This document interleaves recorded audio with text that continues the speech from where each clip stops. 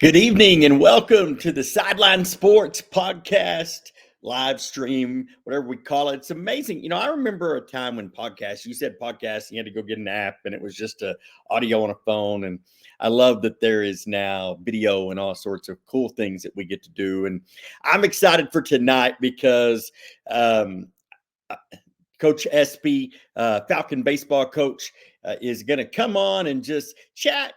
You know, he's in his first year as head coach here with Bushland, but he is a staple in the Bushland community and at the school. I know having Parker had him for a long time. Big fan of Coach Espe, and you're going to get to hear his heart tonight as he took over this year as head football coach and also is the offensive line coach for football. And, you know, Chris and I always do a big man interview every year. And it's so fun to hear the relationship that Coach Espe has with his players. And so you're going to get to hear his heart tonight. And we'll jump into that. I just want to catch you up on a little bit of just exciting things. We've got to see some incredible things over the last few days, one of which is as we get ready to head into the Pirate Relays tomorrow. We'll head down to Cooper as that kicks off. But last Saturday, we got to watch Tanner Adams in action, shattered the meet record, shattered the school record, ran the fastest laser time. So this isn't somebody pushing a button on a stopwatch. He ran a laser timed 10.19 100 meters. And it's pretty incredible. I mean, it's the fastest time in the state, any division, any classification in high school. You go to athletic.net, Texas Mile Split, look up the times. Man, Tanner is at the top. And so just an incredible time. Congratulations to Slade Perry, Jay Kammer, Easton Fuentes, and Tanner Adams on breaking the Bushland Falcon 4x200 meter school record last weekend. Then coming out of the track, which was just full of, I mean, I could talk for an hour. Actually, if you haven't read my 9 biggest takeaways from the Canyon Invitational, where, I mean, we talk everything from Carly Land and her ability to run those 300 hurdles, the Emerald High 4x4, Panhandle 4x4, River Road, man. Talk about they bring back all 4 girls. They look prime. I mean, they made it to regionals last year. They got second at district. I'm telling you, they are coming for a district championship this year. But go down the page, find my 9 biggest takeaways, because there was some amazing things that took place at the Canyon Invitational last weekend that we talk about. And then Monday morning, we got to go over and be part of Kay Gavinia signing with Fort Scott College, and just an exciting anytime we get to see our student athletes just get to pursue their dreams and chase those at the next level. It's an incredible thing to be part of. And Ryder Grace was actually like, I'm not missing it. So I had to get her out of school, and she went and got to take pictures, and just an incredible time. Also, in thinking about Falcons at the next level, wanted to congratulate Dally McConnell as she wrestles at Tech, and she qualified for the NCWA Nationals in Shreveport, March 14th through 16th.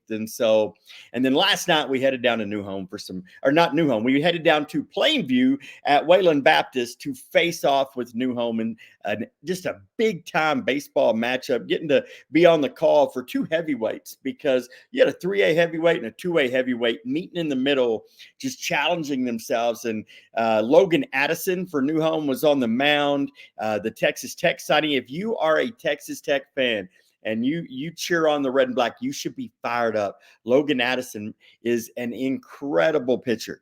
And to watch the way he just dealt, and we'll talk with Coach Espe in a moment about both Logan and that New Home squad. But it was just a great game last night. The Falcons fell behind 3 different times and had to battle back, and they got the 7-5 win. Obviously, New Home was missing a couple players.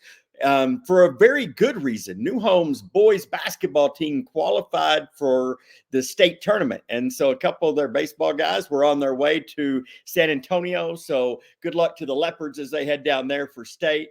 But just a really good win for the Falcons. And I'm excited to get to chat with Coach Espe a little bit about that, because here's what's really neat about this Falcon baseball team is they graduated one senior last year. And it's Josh Bass, an incredible player, an incredible pitcher that also is playing at the next level. But they bring back that core and get it. I'm excited for you to get to hear Coach Espe talk about that core. And so we'll come back, kind of wrap it up at the end once we get done with Coach Espe. But let's get in and let's welcome him in here. Let me get him added and we'll get started. Good evening, Coach Espe. Thanks for taking the time today, man. I know it's been a long day between a drive to Plainview last night and school today. Yes, sir. Yeah, thanks for having me. I appreciate it. It's always fun to talk about our kids. It is, and we have some great ones. Let me start off by saying congratulations. First year as the head coach. You know, as Falcons, we're used to seeing you in the dugout and on the football field, but first year with the title head coach. Though this is your first year, and you've been part of it for a while. What's been the biggest transition from assistant to head coach? Honestly, you know, I've thought about it a little bit. It's really just kind of been seamless, to be honest with you. Like you said, being around them so much and having them since 7th grade, and then coaching them football and baseball. It's like year round. So it's just like we're just continuing on. That's awesome. And, you know, Coach Love, and I know you and Coach Love worked so seamlessly. It was almost like we had two head coaches with the two of you. How much do you attribute that transition to his kind of succession there with you already being so involved? Oh, absolutely. I mean, from day one, you know, working with him, like you said, he didn't treat you like an assistant. Does that make sense? He let you be a part of the everyday decisions and stuff like that. But even going back a little bit further with Randon Johnson, you know, I started working baseball when Randon was the head coach. And so, you know, it's just kind of tradition that way. And then I spent 4 years in the same program that Randon was with, a guy named Barry Russell down at Midland, kind of a legend baseball coach. And so a lot of the stuff that we do now is just things that we've done together for a long time, whether it be Randon, Coach Love, myself, Barry Russell, you know. So that's awesome. There's some big time baseball knowledge in that, like, lineage of names you had. There really was. When you talk about Coach Russell, just, you know, 700 wins is incredible to begin with, and then, you know, just the guys that he's mentored and helped grow up along the way. You know, what a legacy. I know coaches don't like to get caught up in rankings, but your Falcons are number 4 in the latest coaches poll. What do you attribute to the team's success so far this season? Our kids, 100% our kids. They just eat, sleep, and love baseball. And then on top of that, they like being around each other. You know, the maturity level of our team has really, you know, they've played together since they were little kids, but they've all been on varsity at least 3 years together, some of them 4 years, you know, so it's definitely player led. You know, when you talk about player led and how long these guys have been together, you return almost your entire roster from last season. As we graduated one senior in Josh Bass, who moved on to play college ball.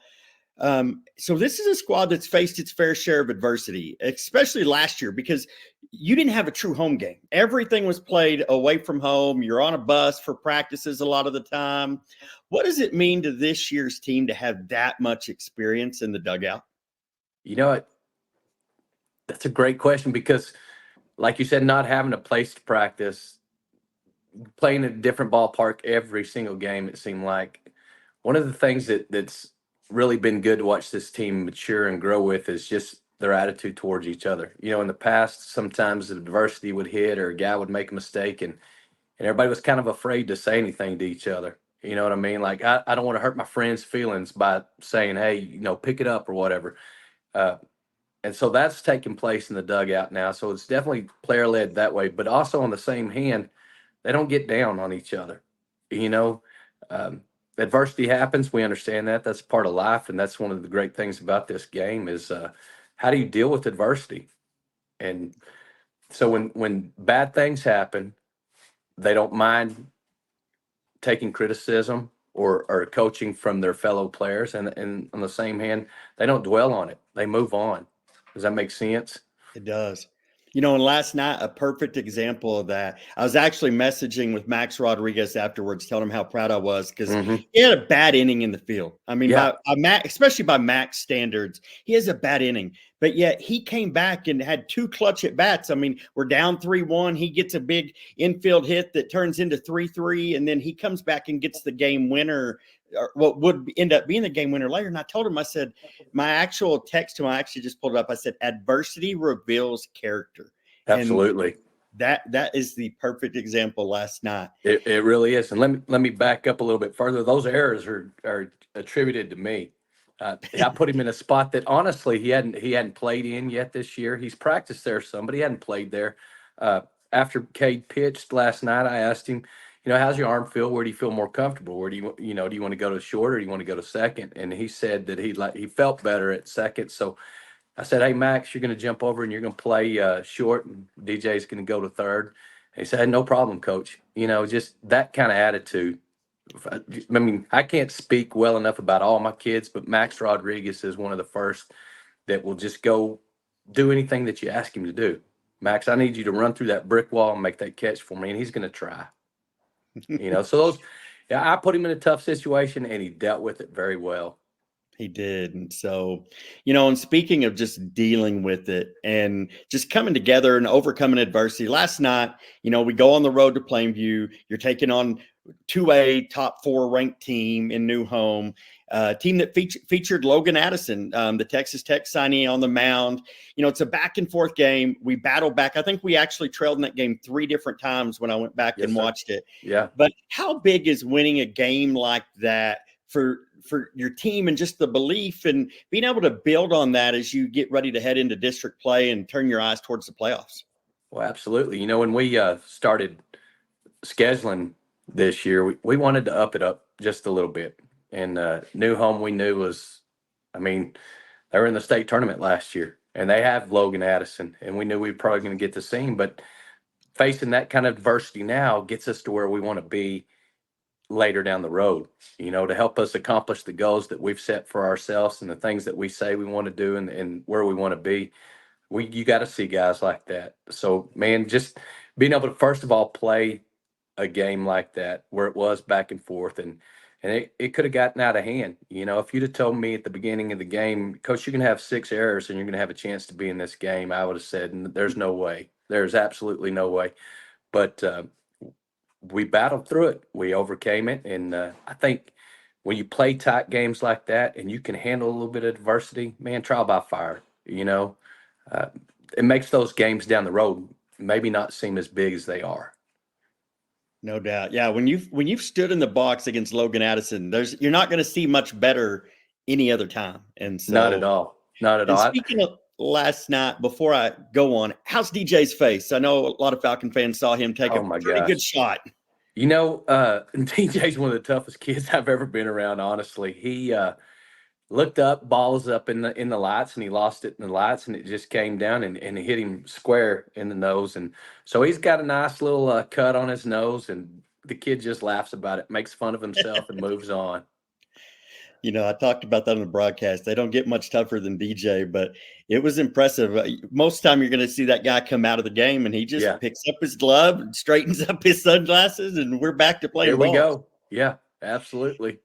So I don't think we could have gotten him out anyway, even if it would have hit him more square in the nose and broke it. I don't think DJ would have come out of that game. He's just a competitor. He didn't blink, man. He didn't take a knee. He just kind of stood there like, okay. Yeah, he did. So, speaking of this year's team, last year, we saw a lot of Josh Bass, Cannon Melvin, and DJ on the mound. This year, I got to call the inaugural game. I was on the call last night. I've seen a lot of different pitchers, Cade Gavinia, Strat Malloy, Ty Purcell, Quade Ferris. It feels like you have a lot of depth to your pitching staff this year. Has that been a priority to you coming into this season? Absolutely. I don't want to get in a situation where down the road you're in a game 3 and we're only using 2, 3 guys every game, and then all of a sudden, man, we need somebody to come in and help close this, and they don't have any, they don't have that trial by fire that we talked about. So it absolutely has been something that Coach Love and Coach Heatland and Coach Jared and myself have talked about. And the more guys that we can get throwing, the better we're going to be down the road. And to be honest with you, that's one of the things our seniors asked for. At the beginning of the year, we did a questionnaire with them, and they asked, Coach, are we going to use more arms? Are we going to get more guys involved on the mound? And I said, absolutely. That's just something that makes us better all the way around. I said, stats are great and everybody loves them, but I don't care where we're at. I don't want you to get your feelings hurt if you're throwing a no-hitter and I think you're getting tired. I'm bringing somebody else in because that guy's got to also come in with a little bit of pressure. Hey, I'm coming in for a guy that's throwing a no-hitter. I got to go. I got to get this myself, so absolutely. And in that depth, has there been anybody that's maybe surprised you or stepped up that you're like, hey, we've got something here? Brecken Adams has done a great job coming in for us in a long relief type role. And then I'd seen Stratton a little bit, got an opportunity last year to throw him against Trinity Christian, and he came in and held that game closer for us and allowed us to make a comeback in that game as well. So I knew that Stratton had the ability on there, but Brecken Adams just jumping up and throwing strikes. I mean, he just throws it over the plate and doesn't worry about trying to be pinpoint accurate. He just gets it over the plate. And that's in high school, that's what you got to do. If you can throw strikes and play great catch, you have a chance to win. Trust your defense, right? Exactly. So as you prepare to head into this weekend, the Emerald High tournament, your last tournament scheduled, and you get ready to start playing some home games. I think after this weekend, we get like 6 of the next 7 at home. Yes, sir. What are some names that Falcon fans should familiarize themselves with before they head out to the ballpark? Well, it's not hard. They've been around for a long time. We got, like you said, we've got 8 guys in the lineup that have been there at least 2 years. Some of them 4 years. Okay, Gavino, obviously, Jaco, Adams, Fetch, Melvin, Purcell. I hope Malloy, Rodriguez. I hope I haven't left any of those guys out, but they're a staple. And then you got new guys that you need to look for, like Quay Ferris and Elliot Hempel. They've come in and done great jobs on the mound for us too, and both of them have been put in situations where they were asked to hit, and they're putting the ball in play.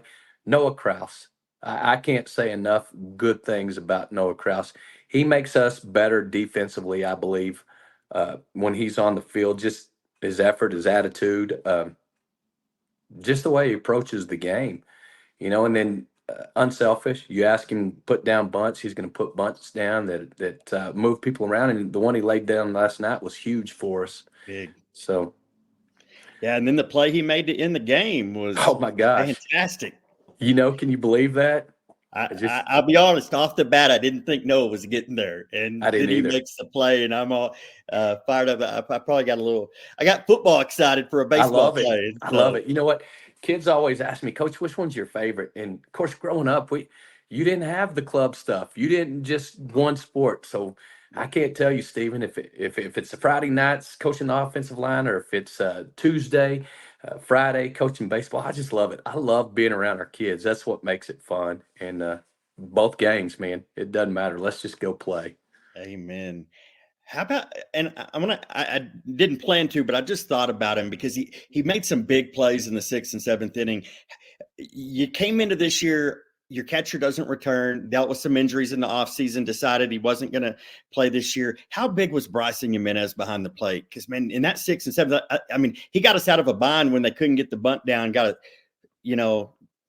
Just seems like Bryson stepping up at catcher's been big. Made a big throw down, guy trying to steal third. Yeah, absolutely. First of all, let me say I love Cole Warren. We definitely miss him out there. But just the way Bryson and Ty, and both Ties, we got too many Ties on our team, Ty Purcell and Ty Askins, it's kind of just been a deal where we're gonna play 3 guys. And Bryson last night was really big. It was his turn to go. So I'm really proud of that young man, proud of the way he stepped up, and he's accepting the role. Sometimes when you get DH'd 4, you get a little bit down, and but not Bryson. He just jumps back there, and like you said, he made plays and kept the ball in front of him. Yeah, when you got pitchers throwing heat like that, Yeah, and I mean, when it gets off just a little, it gets off, and it we did see is. a few Yeah, get to the backstop last night. And you don't have a long time to react when the ball's coming 90, 91 at you. that is the truth.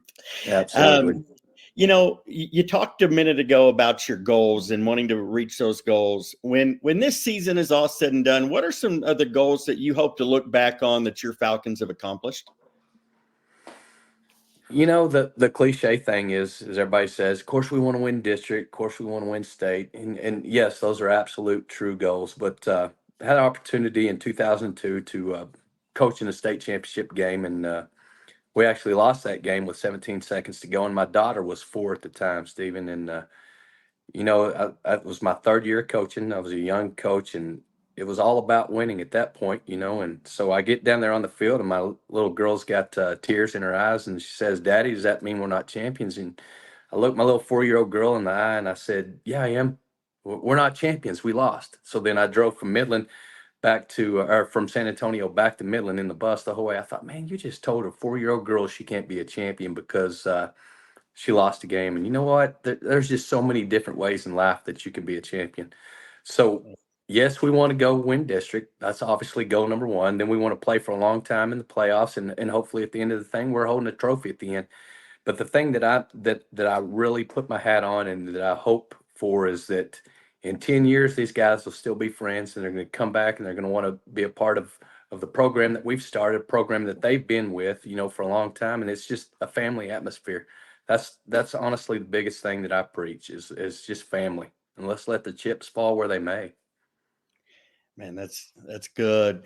And I wasn't planning to ask this, but today, like literally like an hour ago, I was scrolling through my phone and I stumbled on the Jim Neg call from last year, and I shared a box with Coach Thomas. It's one of the last times I got to really talk football with him.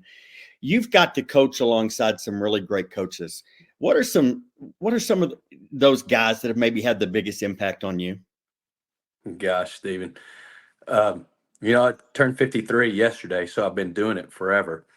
But going back to my high school days when I knew this is really what I wanted to do. I got the opportunity to play for a legend, Larry Dipple at Amarillo High School, and then Craig Shores was my offensive line coach in high school, and so those guys, just the men that they were, and the things that they preached and lived themselves, is just I knew from an early age that's what I wanted to do was coach because of those guys. And then, I got like I said, the 2002 year, I was with Craig Yenzer at Midland High, and then Barry Russell and Jimmy Thomas, and I know I'm missing a bunch, Tim Anascavage, some of those guys. But you know what? Josh Reynolds has jumped in there, and he's definitely one of those names too. Now that I mean, it's just a family. When you spend that much time around people, that becomes a family. And Josh Reynolds is definitely one of those names now that you got to hang beside the names of Craig Yenzer and Jimmy Thomas and Barry Russell and Larry Dipple and those guys. You know, he would I probably didn't never re- say that. He would never say that about himself, but he's creating a legacy for himself now at Bushland. Absolutely. And handpicked. I mean, that's who Coach Thomas, he saw it in him long before maybe even Josh saw it in himself. You know And so what? I love Jimmy Thomas. I wish he was right here beside us, but that Joker, he waited till April and made sure that they got the right guy for the job. You know he, what I he mean? And did.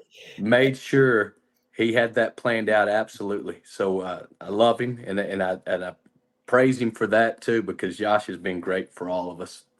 Absolutely. And, Coach Thomas loved a good game plan. And you can't tell me that he didn't have one for You that know, as a- well. Absolutely. That was a crazy year. That was all COVID. And so I was actually in my happy spot. I was on the lake when he called and told me he was going to step down, and that he was really pushing for Josh. And then Josh called me and said, "Hey, I want to take this job. What do you think?" He called every one of us and said, "Are you okay with me?" And I couldn't have thought of a better guy myself, you know.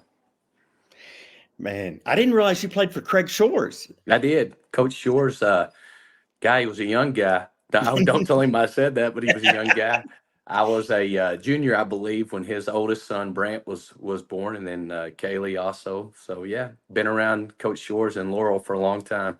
He's an awesome guy. Helps schools raise a lot of money now. So Yes, he does. Yes, he does. appreciative of him. And Coach, appreciative of you for taking the time to come out. If you could leave one thing for Falcon fans about Falcon baseball, what would be your final word for Falcon baseball? Come see it. You just got to come watch these guys in action. Come see it for yourself. Amen. They are fun to watch and they enjoy playing. I think that is one of the things I enjoy getting to call is they truly enjoy playing. Like I don't know that anybody has more fun than Jackson Fetch on a baseball field. It's funny you said that because Jackson has a lot of fun, but I can think about I just love to watch Kay Gavinia too. No doubt. In between pitches. That both of those jokers. Last weekend Jackson was dancing in the outfield to the other team's walk-up song, and Cade's over there is playing like he's an umpire in Major League, and he's just dancing, and they just love the game. They love the game. Actually, I'll get your thoughts on one more thing. Cade just signed this week with Fort Scott and excited for him to continue playing. How fun is that as a coach to get to see guys that love the game continue on and get those opportunities? Like I said, that's why we do it, man. What can we do to promote kids? And Cade promotes himself. I mean, obviously the way he plays, but just being able to let other people experience the things that we've got to see. In my case, that's what's great about Bushland. I've had them since they were in 7th grade, and so they become like our kids. And so getting to introduce him and talk about his accolades and then wish him well down the road, that's why I do it, Stephen. I love our kids. I love building relationships with our kids.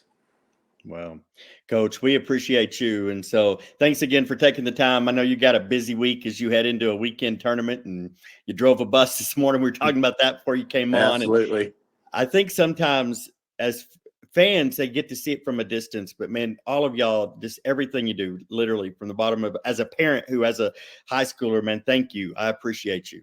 Absolutely. I appreciate you too. And you know that we love your kids as well. So thank you for all that you do for Bushland and for our kids. Well, it's a blessing to get to do it. So it is. Well, Coach, have a great night and good luck this weekend. Thank you, sir. I appreciate it. Have a good evening. So great interview there with Coach Espe. Grateful for all he does. And, I know I said it leading in, but I love his relationship with his athletes, watching and just having got to sit down with his linemen during football season and get to just share stories in that setting and hear them talk about Coach Espe, and then also now into baseball season and just, man, you can't just not get fired up knowing that Coach Espe's out there coaching your kids. And so hope you enjoyed getting to hear him talk Falcon baseball as much as I did. Going to be a great week. I know the Falcon baseball heads into the Amarillo tournament. Softball, they got weathered out with all the crazy wind, missed their inaugural home game. They finally got to play their inaugural home game on their new field. We didn't get to broadcast it. It's hard being in two places at one time. Man, I wish we could. I wish that the technology and the cloning was there that I could do them both. But girls got to play last night, dropped a really tight one to Friendship, who's another incredible softball team. Track is heading down to the Pirate Relays at Lubbock Cooper over the next couple of days. Just an incredible time to get to see our student athletes. I'm excited also because on Monday, going to have Lou Bradshaw, and Lou has worked the Amarillo Relays for as long as I can remember. And I'm excited to get to hear the incredible stories that he's going to have and what he's got to see. And so we're going to enjoy a weekend at the track as we head into spring break. Ryder Grace going down to Carrollton to play some volleyball, and then we'll be home to hopefully enjoy a couple days with the kiddos out of school. But excited to get to talk to Lou Bradshaw next week. Thankful to Coach Espe for taking the time tonight. Thanks for tuning in. Have an amazing night, and we will talk to you soon.